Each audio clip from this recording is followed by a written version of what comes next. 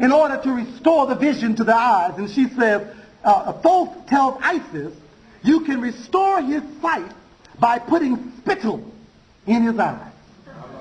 Spit in his eyes will restore his sight. Have you heard that story before? One of them other stories about somebody who spit in the mud and put it on somebody's eyes and there they saw again. That's an old story. That ain't new. That's one of those universal stories. One of those stories that have to do with something more than spit, folks. Because when we talk about the spittle, we are talking about the substance of the mouth. And the mouth, of course, is the origin of ideas. It's the origin of thinking. We are told, as we get to in just a second, that it's the word that emerges from the mouth. And by taking the spittle, the substance of the mouth, and rubbing it into the eye, you can restore vision. Now, what is this vision stuff? Vision tells us not only what is, but what can be.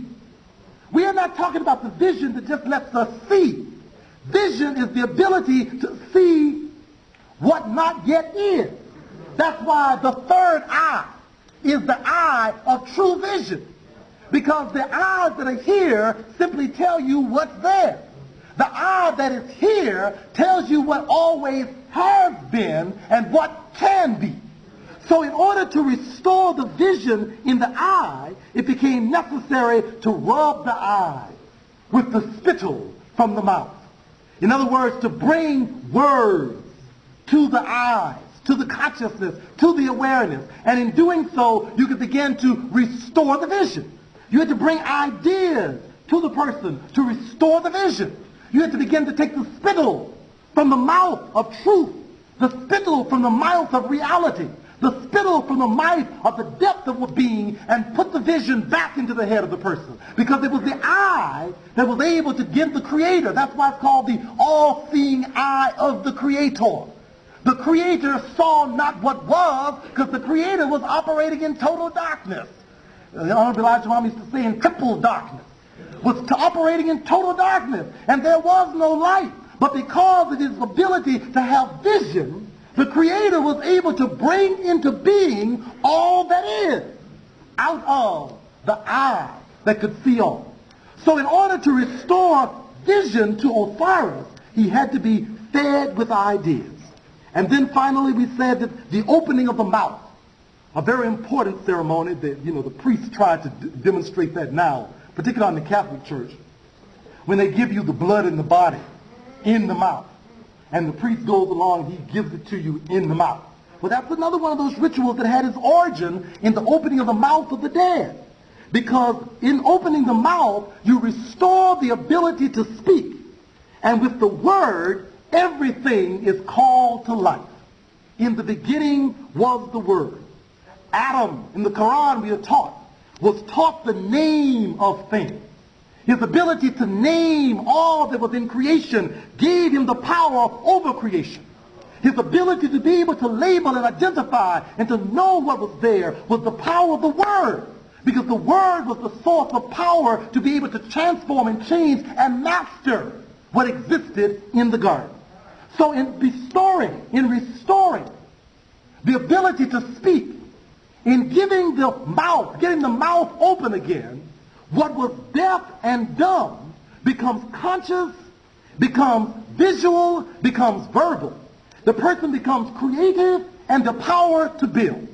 You can build when you begin to speak again, but speak from the words of truth. Now, what does this all mean?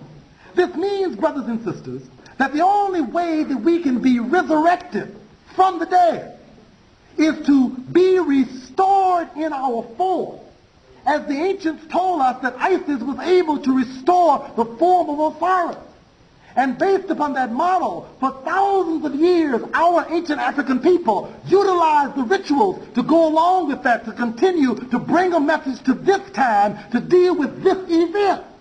This event, when Osiris would once again, in the cycle of time, in the repetition of reality that's continuous, would be tricked out of his life and mutilated and dispersed.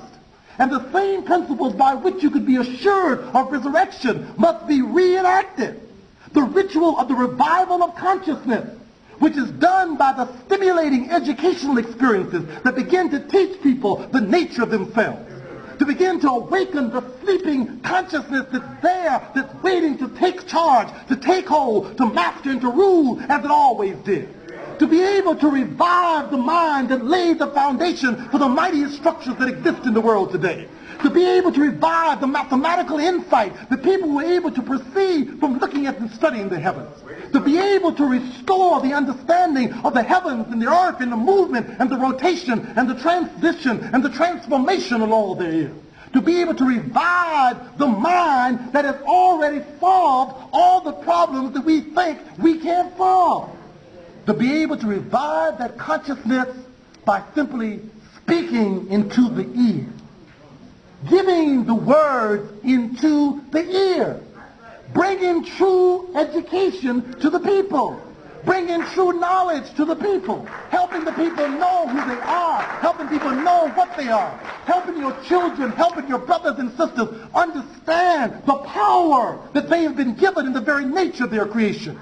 To be able to bring the word of truth to revive the latent consciousness. The consciousness cannot die. The mind does not die. Truth does not fail.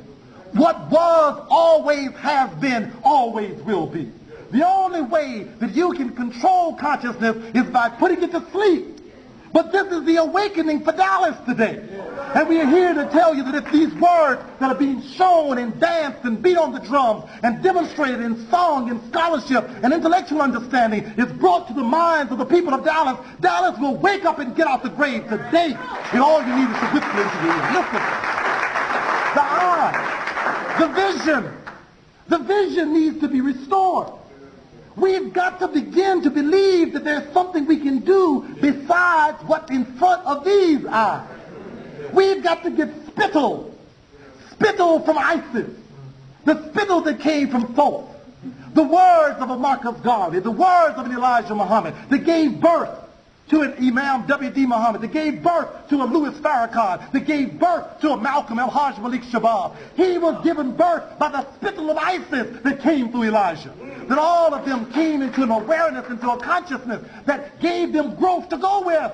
And they all grew, but they got spit on first. They got spit on by ISIS, and it began to spin around the consciousness that was already theirs, and they became the word that moved throughout America, and everything that's been going on since that has been positive and assertive for African people has come through that channel. The channel that had to say who you are, where you came from, what you're about, what your potential is, and here's a vision for you. What is the vision? Listen, it is a vision of rulership. Listen, it is a vision of rulership. It is not a vision of followership. Remember, the people who brought us visions of followership took us to the slaughter. Now, don't get mad with me. I think Dr. King was a beautiful brother. I think all the integrationists worked hard, did what they believed in. But look what they did to us. Look at our institutions, gone. Look at our community life, gone. Look at us trying to integrate before we understood the power of separation. Look at us going to the major institutions, the University of Texas, while letting Bishop die. Look at us going to the University of Michigan while letting Morehouse die. Look at us going to the University of Tennessee while letting Tuskegee die. We don't care about, we understand this is a big world.